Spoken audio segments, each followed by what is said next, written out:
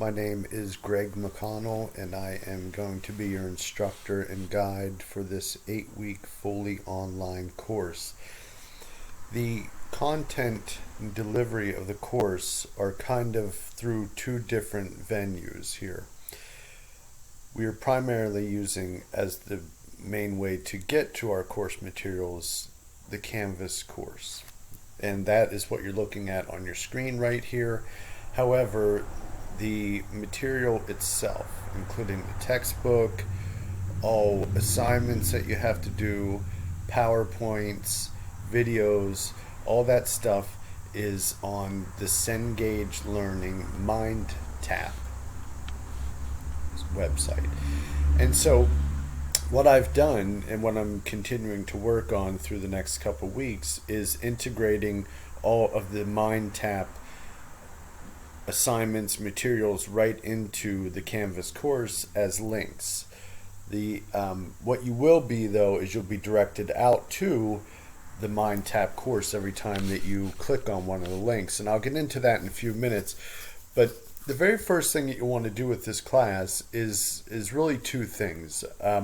You want to get registered for MindTap, and the way that you can do that is right here with this link. This will take you out to the main CSIT 230 MindTap course. And so when you click on that, you'll be prompted to enter your access code if you bought one through the bookstore. If not, you can buy one right through the Cengage Direct right through this process. So if you got one from the bookstore, you go through the process of registering by clicking on this link. And this is what's very important here, that you go through this link to register for the class. The link below that is a technical support link, and that technical support link is for you if you want to look at some videos regarding the MindTap system. I'll also post some things here in this area related to any issues that I see coming up with MindTap. So if in the first week of class we're having some issues related to logging into MindTap, I'll post a video and put it right in this area here on how to overcome and address that. So I'll use this area as kind of like the main guide area for getting to the course and for supporting course materials. And then everything below that is broken up into modules by week and by unit. So for every week, from weeks 1 through 7, we will cover a unit, which is essentially, with this textbook, is a chapter. Okay, so for week 1, we'll cover unit 1 or chapter 1 in the textbook. Okay, and then week 2, we'll cover unit 3.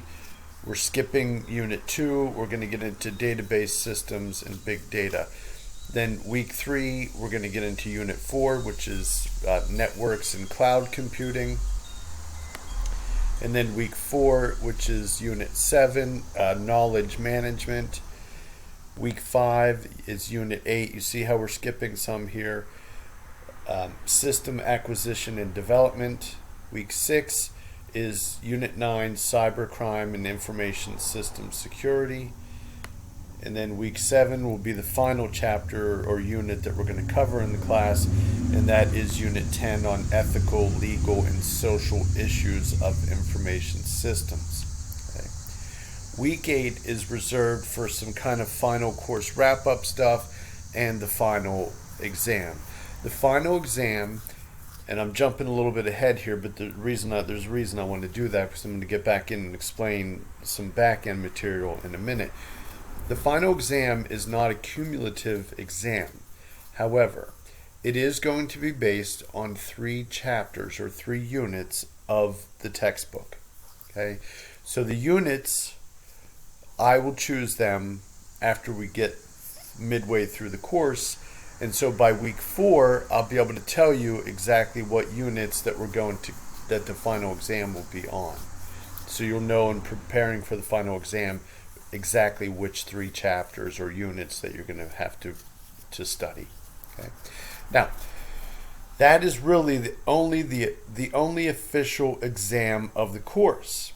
Everything else is broken up into various work that you'll have to do each week within each of the modules and within the unit within the modules.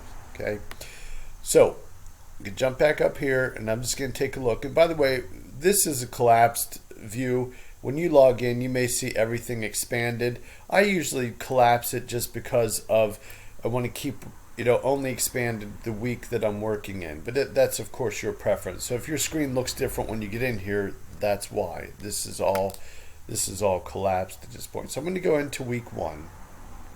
I'm expanding it out, and for every week we'll follow the exact same kind of format in terms of what you need to focus on and the order of focusing on it. Okay, so for week 1 you have unit 1 read.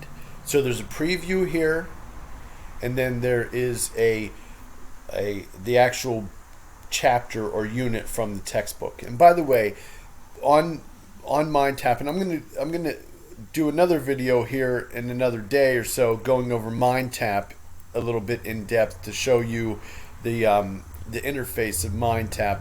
But I usually reserve that for getting it out there like the 3rd day of the class, so we can get all the issues worked out with getting everybody logged in and access to the course and everything. But typically what I want to do in this first video is just kind of cover some of this housekeeping stuff related to our Canvas course. Okay, and what I'd like to do is just show you the breakdown of the modules at this point. So that's where I'm at. So these are links directly to the readings for Unit 1. Okay, again, this is just a little preview which kind of goes over the objectives, and then this is the actual unit or chapter itself here.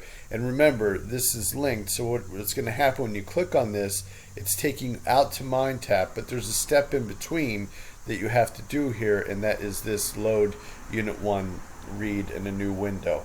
And that will keep your Canvas window open, and it'll open a new tab. And this is where you'll actually have to go in and set up your account. I wanted to log out of my instructor account so I could just show you this page. So this is what you'll have to do.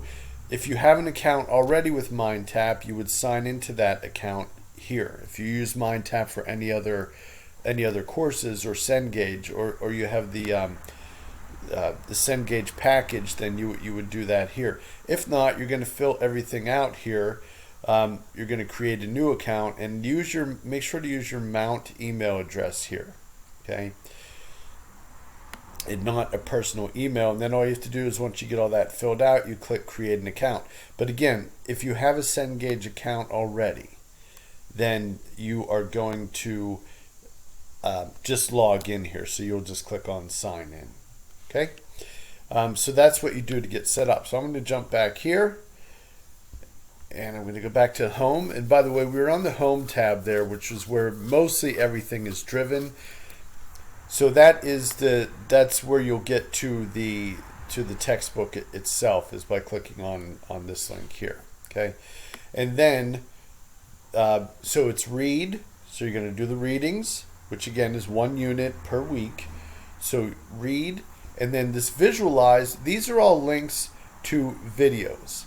These are out on MindTap, and they're videos related to Unit 1. They're really done really well. This is the Cengage experts that created these videos. They're typically under 5 minutes in length. Some of them are 2 minutes, some of them are 3, some of them are less than 2 minutes. And they give you a nice kind of fun overview of the topic. So for this very first one, since we're talking about information systems, they're breaking it down and defining what is information. So this video kind of goes over what information is, and then they get into what is an information system, and then they get into some of the specific topics, for example, the Internet of Things, sustaining and disruptive innovation, and then the diffusion of innovation theory. Again, these are all concepts that are taken right out of the Unit 1 reading. So when you read this, you look at these videos, that should give you a really, really good knowledge base of the information for this unit. Okay. Now, once you have that, it's a good idea to go back then and take one more step to review the material, and that would be by this study unit review, which is a link to the PowerPoints that are built right within Mind Tap course as well. So you have read, which you're reading the chapter, visualizing, the videos, the unit study will always be the PowerPoint, and then you have the work that you have to do here. So for Unit 1, there are 4 things that you have to do. This is week 1. So by the end of week 1, you'll have to have all of these things here completed. Okay.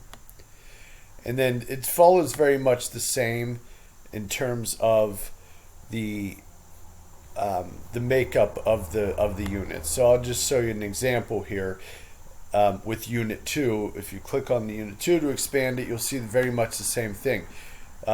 It's actually, I'm sorry, it's week 2, Unit 3. We're skipping Unit 2. So week 2, Unit 3, here's the reading, here are the videos, the visualize, here's the link to the PowerPoint, and then here are the things that you have to actually do.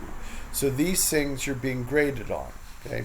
When I talked about the exam, the final exam, which is again is going to be based on 3 chapters or 3 units of the book, and I said that's the only exam. None of these things are exams in here. Okay. Some of them are. They look like an exam, but they're not truly an exam. They're practice questions and things like that. Okay. So you have Unit 3, putting principles into practice, review questions, case studies, and discussion questions. Again, that's the same as up here. Now, this will vary by the week.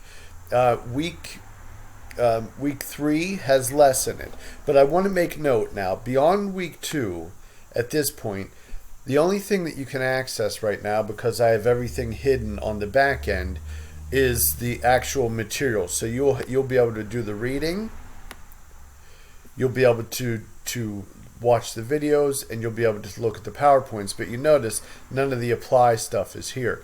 That's just because at this point I have it hidden, and I will open these up as we go into the weeks. And I do that for one reason. I would encourage you to read ahead, to watch ahead, and to view PowerPoints ahead, but I would discourage you from doing the work early and ahead.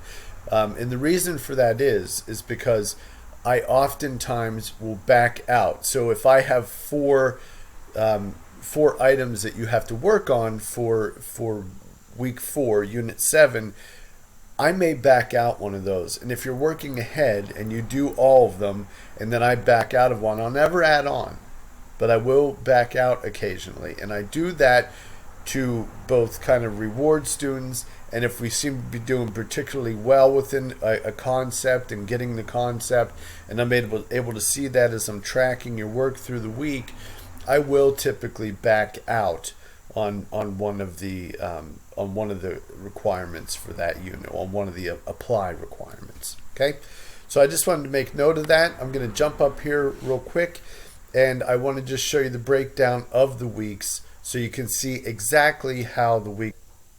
I'm going to jump back home here, and I just want to show you quickly the syllabus.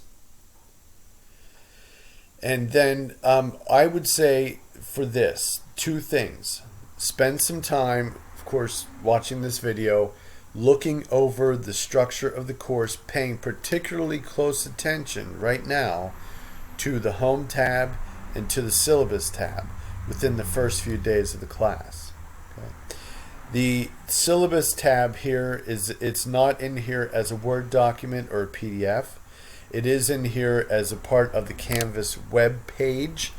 I do that because when I make changes to the course calendar, which is in the syllabus here, you will be able to note and see the changes directly right here.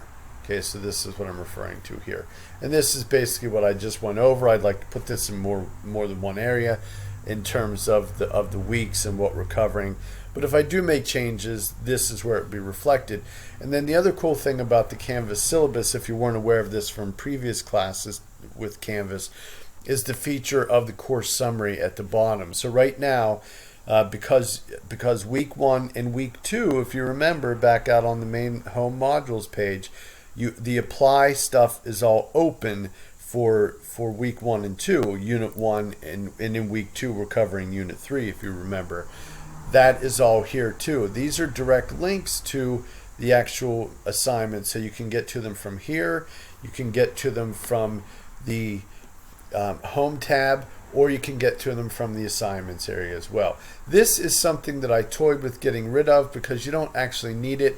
But if you want to take a look, a nice snapshot look of what the assignments are for the course, that's the way you can do it. Plus, it does give you one more way that you can link directly to the assignments, to the apply stuff that you have to do for the class.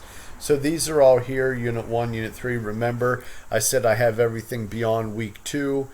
So for weeks 3, 4, 5, 6, and 7, which are the 5 remaining active weeks of covering textbook material and doing the work, that is all in hidden right now, so you won't be able to see it. But everything in the first 2 weeks of the class is here, open for you, and you can work within these 2 weeks to complete as much work as you want to. You definitely have to, by September 1, complete all of these things right here. And if it seems daunting, I suspect that it's not going to be once you get into the work and start taking a look at it. Some of these are going to take a matter of 15 minutes to complete. Others you may be looking at upwards to an hour or so to complete them. Okay. I gauge everything based on standards of time for an online class, keeping in mind the structure of the credits of the course and the student load as well. So and following the standards of the course.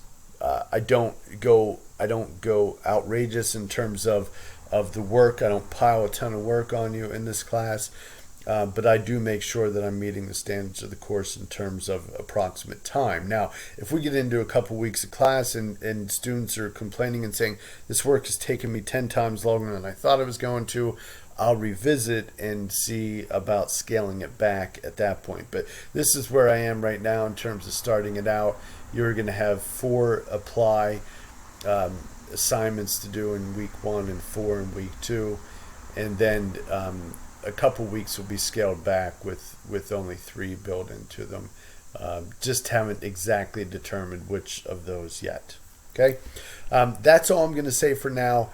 One more thing as well. What you're going to have here is in this discussions area, and it's not in here yet, but you're going to see, that's why I left this link active. The only thing we're really going to do in Canvas and submitting in Canvas are discussions. And the only discussions that you're going to do, I'm going to have weekly check-ins where I'm going to just kind of ask you, they're either going to be weekly or bi-weekly. I haven't figured that out yet, but I'm leaning toward weekly, but I haven't absolutely decided on that one yet. So these check-ins, all you're going to do is kind of just tell me where you are. If you're having any issues, if you're experiencing any difficulties, if you have questions about the particular course material, all that kind of stuff will be done with the weekly check-in or the bi-weekly check-in. You don't have to do anything formal. You don't have to do any research. It's just a checking in. I just want to keep up and see where you are within the course. I find this weekly check-in or bi-weekly check-in a good way to do that with online classes. Okay, so that's all I'm going to say. And I welcome you to CSIT 230 for the fall 2020.